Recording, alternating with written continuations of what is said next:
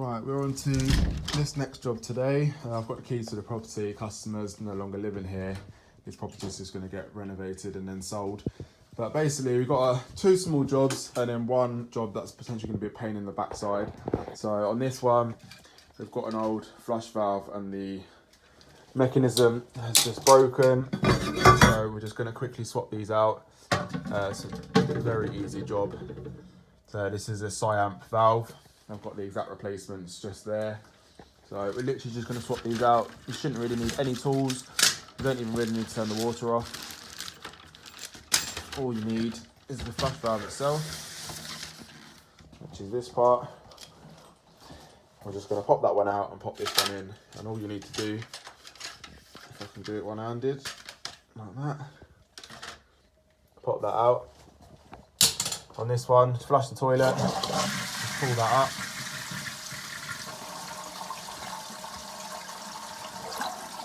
And then all you need to do is grab it by the top and just twist it out. It can be a little bit stiff, like that. Pull it out. And then grab your new one. Unclip your spring mechanism, your flush mechanism. From there. And then it's got a little washer. It's got a couple of little lugs on the outside that will sit perfectly in the groove of the cradle. So just drop it in like that, push down and quarter turn, and that's it, job done. And then you've got your button, and that will just lock on to the underside of that, but I don't like the way they've done that button. I don't normally use these parts here, so I'm actually going to swap that out. We've got a new button in the box, so we'll just replace the whole button so it's all nice and fresh.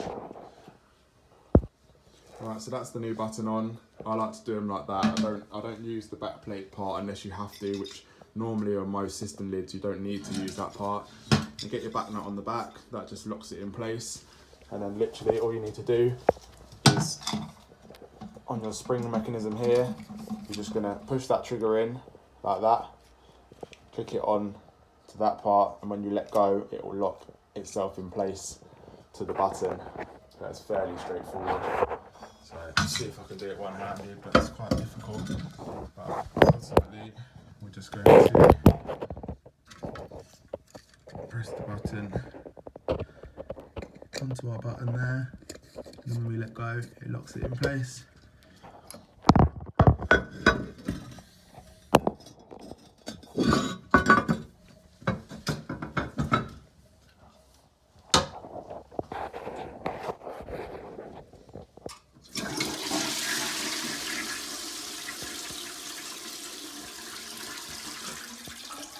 Right, that's that one done. Get the rubbish in the bin. Any little parts you can keep, so for example the old cradle, it probably won't come in handy, but I keep them on the van for like a month or so, and if I haven't used it in a few weeks, month, then I bin it off. But sometimes these can just come in handy when you go to a customer, especially like as an emergency out of hours, and you know the toilet's constantly running and you just need to get them by. You know, if you've got a little button in the van, then that's all it is. You just need to replace the button. It can come in handy. Obviously things like big washers for insides of closed couple cisterns and stuff, they can come in handy. So I tend to keep any little bits. The good thing with these Cyamp ones as well is you do get a big donut washer, and you get the system kits. So you get the back nuts, the wing nuts, and the through bolts and stuff. So they can come in handy. So I'm going to run and get the one upstairs done, and then we're going to move on to the job in the living room, which I'll show you shortly, which is going to be, I think, a bit of a tricky job, but all will be revealed once I open that door. So, as I was saying, these are the bits you've managed to salvage. So you've got the cradle that sits inside the toilet cistern, and you get two different sizes. You get the 1.5" one and the 2" one, and then the donuts. So they're all just sort of handy to keep sometimes. And then I've just unboxed the other one. I've got the button and the flush valve. Remove the cradle as I won't need that. And then we're just going to quickly swap out the one that we've got to do upstairs, which I believe is in here. Yes, it is. So this one, again, we've made some Blue Peter job to allow this one to flush. Again, cradle's just broke on these. So you've got two options with the Sciamp flush valves. You get the Sciamp Optima 50 and the Sciamp Optima 49. Now the 50 is the one that comes with this part, and I have been to many of these over the years where they have broke. So sometimes it's better to get the 49, and the 49 version, the button just screws into the top of the flush valve and you don't have this. But I've also seen them get broke because the problem is people don't realise that they spin, and they go up to them and just yank the system lid off, and then they break the whole flush valve as they pull up. So they can just completely snap it, and they snap the cradle and the flush valve and the button and all of it, and then you've got to take the whole system apart. So it's sort of like, which one's better? It's a difficult one, but as there was 50 here before, I'm just swapping it with another 50. So again, we're just going to flush the toilet.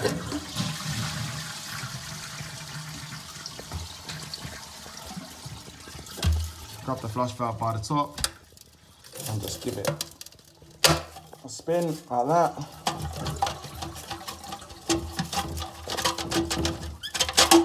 And that should just pop out. When they've been in there for a long time, they can be a little bit stiff. You also get issues where the washer gets covered in scale and then it doesn't make a seal inside the toilet system, and then you find that water's constantly passing into the bowl. So you can just replace the flush valve washers if that's the case. It's quite an easy thing to do. The button's completely broken on that one, and then we'll just get this one swapped out. So again, just ping that top bit off. Oh, don't smash it to pieces like I've just done. And then you're just going to drop it in again, and once it's in place,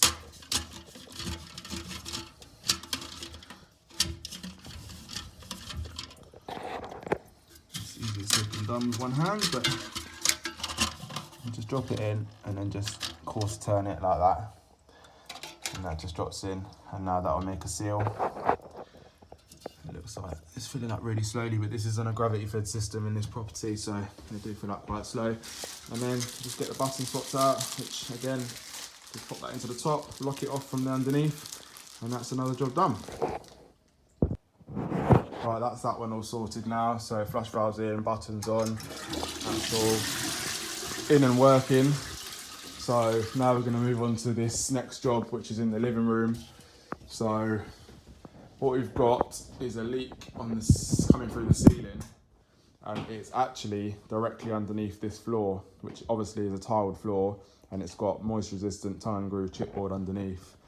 Now what we think is that we've got a hot and cold supply coming from the airing cupboard, which is there under the floor and goes off to feed this shower, which is fed, it's that shower in there, and it's fed off of a gravity fed system via a pump. So my plan is going to be to isolate the feeds on the pump, so no water's going to that. Now you can see that it's actually 15 mil going into the pump and 15 mil coming out, but if you follow the pipes down, they actually do increase to 22 mil right down the back of the cylinder. So you've got one there, and then the hot feed also does as well. I can't get that on camera, but it definitely does.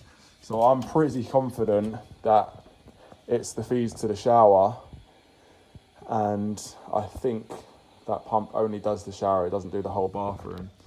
So I'm hoping I'm going to be able to just isolate the pump, and then once I cut the pipe, I'll just have the dead water in the pipe, and then I can make a repair. But this is the job in question. So the ceiling's already been cut by the customer. Got a nice little set of steps there. And this is our issue. So we've got a leak on our M-feed 22mm elbow. It's obviously just cracked on the joint. Now, we could potentially try and get the water out of that, clean the elbow up, flux it and solder it, but to be honest, I just want to get it out and get it replaced. The problem I've got is that it's very tight pipe going through a notch, which is going through a triple joist. and it's also basically touching the chipboard above. I can just about get a finger through that gap, but it's basically touching, so it's going to be a bit of a nightmare to fix. It's obviously the back pipe. I've got this one in my way. I don't know whether to solder a new elbow, whether to try and crimp a new coupling, elbow coupling. I haven't really decided, but when I came to look at this job last week, I was scratching my head a little bit as to how I'm going to get this one done, as it's a bit tight. We've got a double joist there, we've got a triple joist there. I don't know if I cut any more here, will I have enough space to cut the pipe that way, fish a new bit of copper pipe through the triple joist, and then make a repair. I'm not quite sure. I don't even know if I'm going to get a pipe slice around the pipe due to how close it is. And if I cut it with a multi-tool, I'm going to struggle to get a press fitting on without potentially damaging the O-ring. So I still haven't worked out how I'm going to do this yet, but I've got all the bits that I need to possibly do it. So we're going to have a little look and see what we can do. And then once we've done the repair and we've tested, I've bought a sheet of plasterboard and I'm going to patch in the ceiling for the customer. And then, like I said, this whole property is going to be completely renovated, painted, etc. And then it's being sold.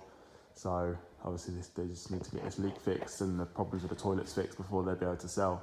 So we'll see what we can do with this one, and I will hopefully get some shots of it on video along the way and see what we can do. I've got the shower on there. You can see that's off, that's on. I've got no walls coming out. So it looks like the two gate valves that I've located. So we've got the cold feed in via this one, and then we've got another one which is on our hot out. In the way this has been piped up isn't actually correct, but it works. But we've shut both them off and the gate valve stopped the water to the shower. So hopefully that is actually the pipe work in the ceiling that we think it is. I'm just a little bit suspect or suspicious about it, because are you going to run two 22mm feeds under the floor just to feed a shower? And you can see hops over some 15mm pipes there. I'm not 100% sure what these pipes are. It's a bit of a risky biscuit to just go cutting them, but according to the customer, these pipes used to leak more when they used to use that shower. They haven't now used the shower for a long time, and the pipes basically don't leak anymore. They've got just a slight drip, but when they used to run the shower, this used to have a constant drip on it, which tells me that they are the dedicated suppliers. But I think what I'm going to do is I'm just going to get the multi-tool. I've set all my tools up here, so I've got the multi-tool, the crimp gun and my soldering gear. So I think I'm just going to get the multi-tool out, cut a small little nick in the pipe and see if it starts spraying out or whether it's just a steady drip. Obviously if it sprays out, then what we'll do is I would assume it's going to be probably heating, and then we'll just quickly whack a drain off hose onto the radiator and get the system drained down, and then we can make a repair. But I'm hoping this is going to be what we think it is and we can get a repair done on it. Right, another change of plan. To be honest with you, I got a little bit nervous just cutting that pipe. It's probably a bit stupid of me to just have that mindset of just cutting it and let's see what happens. So what I've done is I've just turned the heating on, got the thermostat up now, and this house is freezing, so it's turned up to 20, just under 25, and the boiler's fired. I've got the heating on. None of these parts are getting hot. Also, the whole property, the heating system is in microbore, so unless that was the main flow and returns running through the system, which I didn't think it was, then obviously that wouldn't be heating. But we let the heating come on for 10 minutes or so. I've just felt both the pipes, they're not getting hot. So I know it's not heating. What I've then done is I've run the hot tap and the cold tap in the basin in that same bathroom where the shower is, to see if any of these pipes change temperature. Did one of them get hot? Have any of them got colder as it's drawing water through? And none of them have. So that leads me to the assumption, as well as the fact that if you look right down, these two 22mm pipes actually bend. They actually bend that way to the right, which is exactly where the shower is. So I am now more confident to say that these are definitely dedicated shower supply feeds. I've got the water off to the pump, and therefore once we cut them and we've drained the water out of that pipe work, that should be then safe and not live, and we should be able to work on them. But we'll see what happens. I'm going to cut them now and hope for the best. Right, I've just gave the pipe a little cut with the multi-tool, and we have got a small stream of water, but it appears to be quite slow, so I think we're on to a winner. I think we've cut the right pipe and turned off the right valves. So I'm just going to catch the last bit with my waterproof bag, and then hopefully we can get a repair done. Okay, so I've managed to cut the pipe out. So I used the multi-tool on that end, and then this pipe had loads of flex on it once it was cut, so I managed to cut that with a pipe cutter. That's the pipe.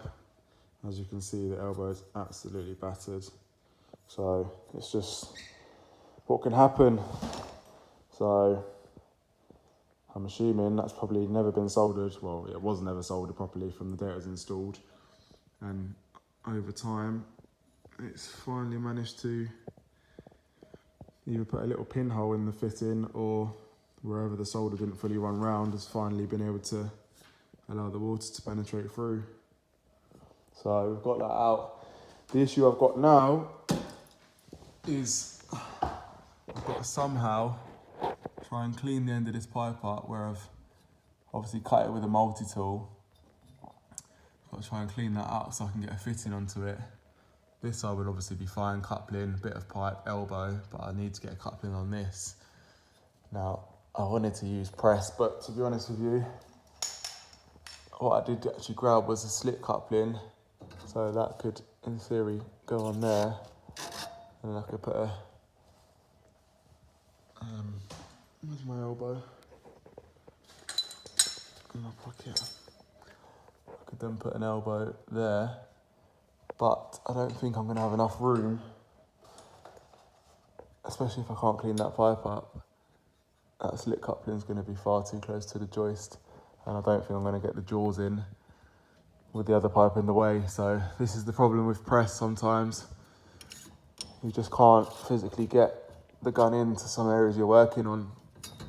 So I don't think I'm going to press on this one. We're going to try and clean that pipe up, and we're going to have to probably bring the file in, try and file around that pipe, get a neat enough edge on it, and then I'll just use a normal end feed coupling on that side, end feed coupling that side, and then an elbow in between, and there should just about be enough movement. If not, then I can use an end feed slit coupling just to get the pipe in, and then I've got to try and not burn the hell out the wood above or the joist, and it's got some lagging, hair felt lagging going between the joists as well, so I'll try not to set that on fire as well, but it's going to be a bit tricky, but we'll get it done.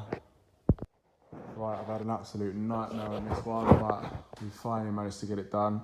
Now I know I'm going to get absolutely cursed in the comments in relation to the soldering and the burn mark, etc. But when I say to you, no matter what I did, I've tried wet vacuuming it out, I've tried putting little bars, metal bars inside the pipe to allow the water to escape, but I just could not solder the coupling. So yeah, this is how it's been done.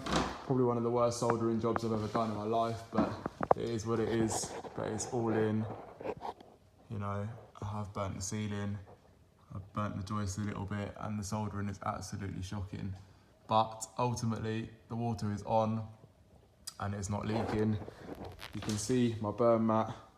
So I tried sliding a bit of plasterboard in there, but I couldn't get it in because the pipe's too tight to the ceiling. So the burn mat was the only thing I had. And like I said, then how many times I had to try and solder that elbow and coupling to get it to actually solder. I think the burn mat just couldn't take it any longer, and it looks like I need a new one now, but end of the day, it's in and done. The water's back on, the shower's run and tested, and it's all okay. Them pipes definitely did feed the shower, I've proved that now, but it's working. So what I'm going to do, I think I'm going to cut this plasterboard back into the next joist, and I'm going to cut this one back a little bit so it's in the middle of the joist, and then I'll measure that distance front to back, left to right, and then get a piece of board cut to the right shape, get it screwed in, and then next week, I've just been told by the customer via text message, the decorators are coming in and they're going to be painting this whole property throughout. So he can now breathe a sigh of relief that this leak's been fixed, and so can I, because this is one job that I've had on my diary that I've not been looking forward to be honest, and now I know why. Couldn't press onto it, could not physically get the press gun in to solder the coupling at the back there or by the joist, so we could only solder, and that's how it's been done. And then just to top it off, as if this job wasn't a pain in the arse as it is, as I turned the water on, everything filled up. I heard the toilet upstairs, where I've just changed the flush valve, I could just hear water running from downstairs. So what's happened is the fill valve's failed. The reason it's failed is because no one's lived in this property for a long time. The fill valve's been sat there, stuck in this shut off position. I've flushed the toilet in order to change the flush valve, and now when it's filled back up, the fill valve obviously was just on its way out, and unfortunately I'm here and now I've got to deal with it. So you can see it's just filling up and it's just going down the internal overflow, and no matter whether you pull up, pull down, it's just not shutting off. So luckily for me, it's a fluid master valve, and I do carry them ones in my van, so I can just swap this out. And the good thing about these valves, even though this is a plastic shank one, I should probably turn the water off, but there shouldn't be too much pressure here.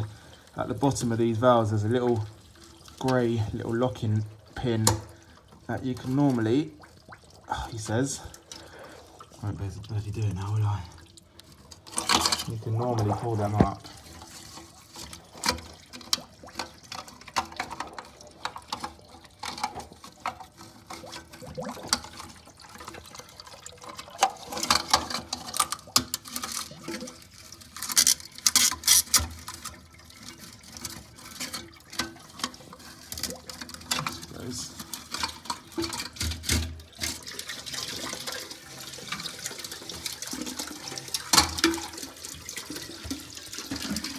Take the whole body off like that. Because this is gravity, it's just about not enough pressure to start flooding over the system. And then I'll show you it on a new one. So that's a new valve, and then this little mechanism here, you can just slide that back just like that, and then you actually can push the whole valve out. Sometimes you need 2 hands to do this, but I'm just trying to do this one-handed. Like that, the whole stem comes out, and then I can just push the new body onto the old valve. Just literally push that down to the height that you want, making sure your bucket is, the bucket on the fill valve is lower than the internal overflow. And then once you're happy, lock your grey pin in, and now I can hear that shutting off, so I know that's working as it should, and that one will go in the bin. Because the fault with these is obviously the diaphragm washer inside, so you don't need to change it from the bottom if you've got a like for like. That's why I do like these fluid master valves, but they do fail quite a lot. But when they're easy swaps like that, it's not too bad. The only annoying thing is I didn't quote to change that, and then valves are about 20 quid, so I've lost £20 because I was here and it wasn't a problem before. So sometimes it's one of those things. Do you take the hit and just do the job and not charge the customer, or do you explain to the customer, look, I understand it wasn't a fault before, but the valve was, you know, definitely going to be going faulty at some point, and unfortunately it's coincidentally gone at the same time that I'm on site fixing something else. You know, me changing the flush valve has got nothing to do with the fill valve failing. It's just down to its age and full of limescale, and it's just, the washer's just perished. But I'm just going to wait for that to fill up and shut off. That should shut off any minute now.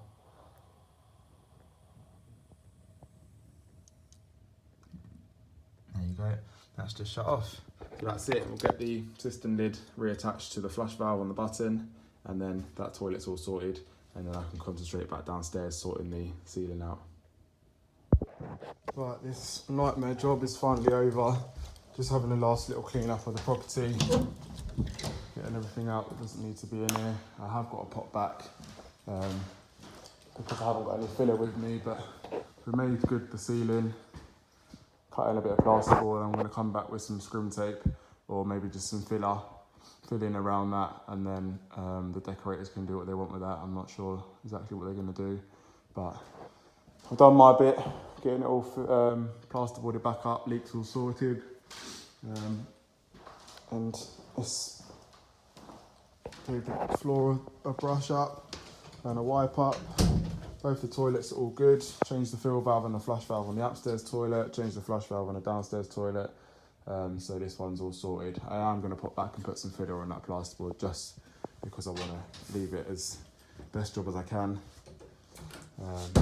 Other than that, this one's all sorted. So I'll get locked up in here. I'll get the keys back to this customer, and hopefully they can sell the property with no problems.